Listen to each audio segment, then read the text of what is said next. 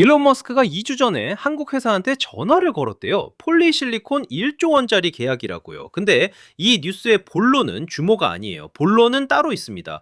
폴리실리콘? 그거 중국이 다 장악한 거 아니야? 중국 말고 누가 만들어요? 이렇게 생각하신 분들 많을 거예요. 저도 처음엔 똑같았거든요. 근데 이번 건은 중국이 절대 못 건드려요. 아예 게임이 다른 거예요. 왜 그런지는 영상 중간쯤 가면 완전히 이해되실 거예요.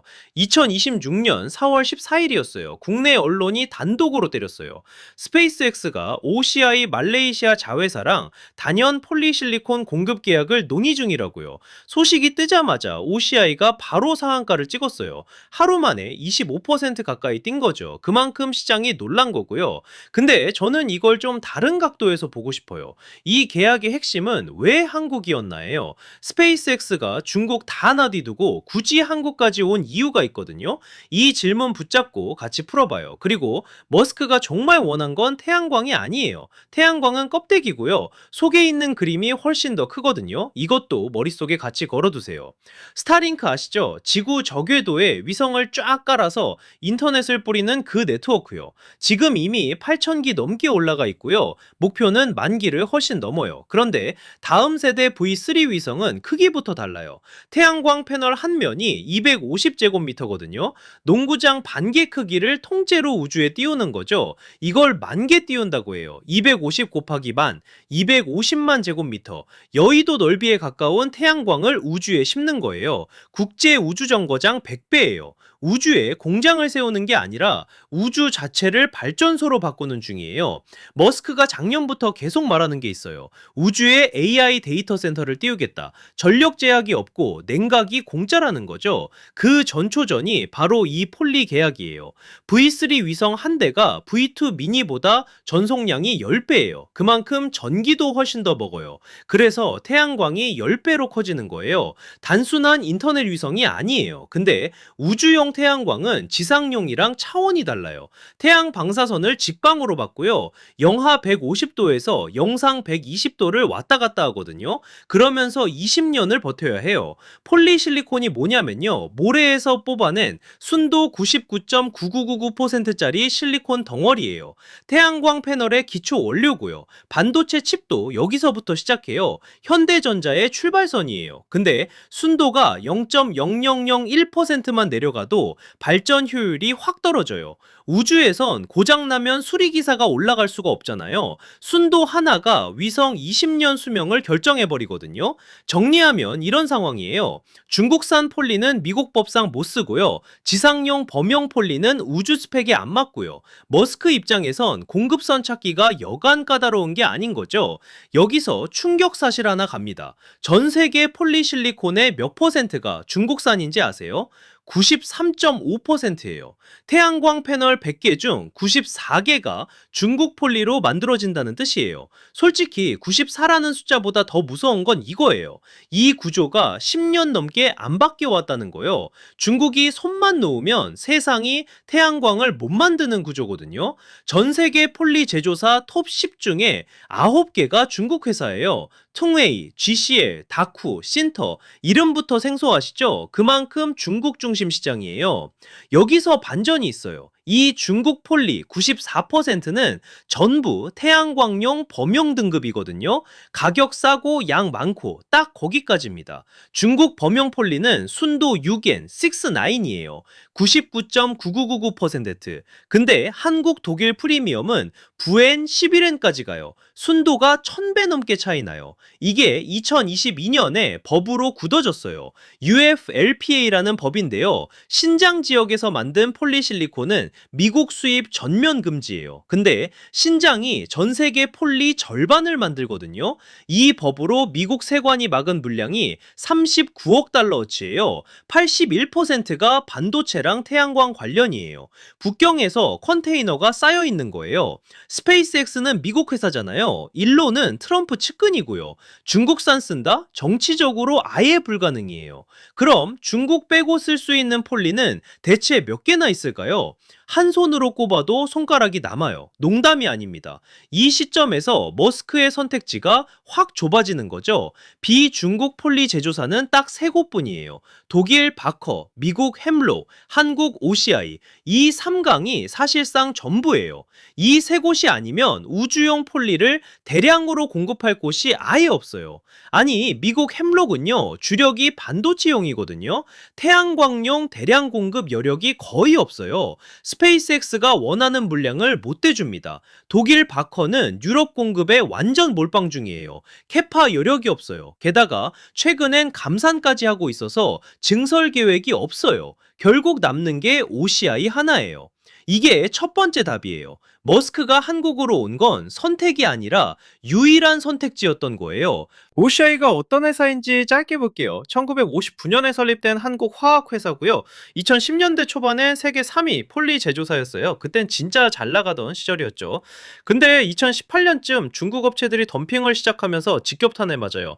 한국 공장 적자가 누적되고요. 결국 국내 군산 공장은 태양광 폴리 생산을 완전히 접어버려요. 사실 완전히 사라진 건 아니었어요. OCI는 말레이시아로 공장을 옮깁니다. 그쪽 전기료가 한국의 절반이거든요. 거기서 다시 살아나는 거죠. 이 말레이시아 공장이 위치한 데가 사라왁주 빈툴루라는 곳이에요. 수력발전 전기로만 돌아가요. 탄소 없는 전기로 폴리를 만드는 거예요. 폴리 만드는데 전기를 어마어마하게 먹거든요. 근데 그 전기가 화석연료면 친환경이 아니잖아요. 스페이스X ESG 보고서에 그린 폴리가 공급사 조건으로 걸려 있어요. OCI 말레이시아 공장 생산 능력이 연 35,000톤이에요. 여기를 곧 56,600톤까지 키우겠다고 해요. 60% 증설이에요. 스페이스X 한 건만 따내도 이 캐파의 절반 가까이 바로 팔리는 거예요. 근데 OCI의 본 게임은 여기가 아니에요. 한국 군산 공장을 반도체용 초고순도 폴리로 통째로 피봇시켰거든요. 이게 판을 완전히 바꾸는 수예요. 태양광용은 6N, 6-9이면 충분해요. 근데 반도체용은 11N, 11-9, 99.99999999%, 불순물이 1000억 개 중에 딱 하나예요. 여기서 끝이 아니에요. OCI는 지금 범용, 프리미엄, 그리고 우주용까지 한꺼번에 손에 넣으려는 중이거든요. 바로 뒤에서 풀어드릴게요. OCI는 일본 토쿠야마라는 회사랑 조인트 벤처를 맺었어요. 토쿠야마는 반도체 폴리 기술에서 세계 최고예요. 그 기술을 OCI가 흡수하고 있는 거예요. 여기서 큰 그림이 보이기 시작해요. 폴리 산업은 지금 4단계 변화 중간에 있어요. 1단계는 중국이 다 먹었던 장학기. 우리가 지금 서 있는 건 2단계, 분화가 시작되는 지점이에요. 이거 어디서 많이 본 장면이거든요. 90년대 반도체 웨이퍼가 일본에서 한국으로 넘어왔잖아요. 그때도 시작은 중국이 아니라 일본 덤핑이었어요. 패턴이 판박이에요. 그래서 저는 이 계약을 분리의 시작점으로 봐요. 한 기업 수주가 아니라 산업 지도가 새로 그려지는 순간이에요. 이걸 놓치면 뒤에 나올 기회도 안 보여요. 스페이스X가 먼저 치고 나가면요, 애플, 구글, 아마존이 따라와요. 이 빅테크들도 비중국 소시액 압박을 받고 있거든요. 도미노가 서는 중이에요. 그래서 결론은 이거예요. 이 뉴스는 OCI 수주 1건이 아니에요. 비중국 공급망이라는 새 분기점에 첫 도장이 찍힌 거죠. 2차 전지 양극재가 갔던 길이랑 똑같아요. 중국이 가격 장악했을 때 한국은 프리미엄 구간으로 올라갔잖아요. LG엔솔, 포스코 퓨처엠. 그 패턴이 다시 돌아오는 거예요. 중국이 아무리 싸게 만들어도 절대 못 따라오는 구간이 있어요. 그게 바로 프리미엄이에요. 기술 난이도가 다르거든요. 한국이 그 구간을 또 한 번 먹으려 하고 있어요. 그럼 다음 폴리 대장은 누구냐? 이 질문에 OCI 하나만 답일까요? 저는 아니라고 봐요. 이 구조재편에서 파생 수혜주가 여럿 나올 가능성이 커요. 업계 관계자 한 분이 이렇게 말하더라고요. 이건 신호탄이다. 독일 바코도 북미 대형 계약이 곧 터질 가능성이 높다. 분리가 이제 막 굴러가기 시작한 거죠. 5월에 공식 발표 가능성이 있다고 해요. 지금은 통문 단계고요. 양사 다 공식 확인은 아직 안 했어요. 시나리오 3가지예요. A. 정식 계약 확정이면 주가 한 번 더 간다. B. 계약이 축소되거나 지연되면 조정. C. 무산이면 급락. 근데 C 확률은 낮다고 봐요. 핵심 체크포인트는 Q1 실적이에요. 그때 가이던스가 상향되면요, 계약이 풍문이 아니라 사실이라는 결정적 신호죠. OCI 홀딩스 짧게 정리해 볼게요. 화학 지주회사고요. 자회사로 OCI 말레이시아가 태양광 폴리, 한국 OCI가 반도체 폴리를 맡아요.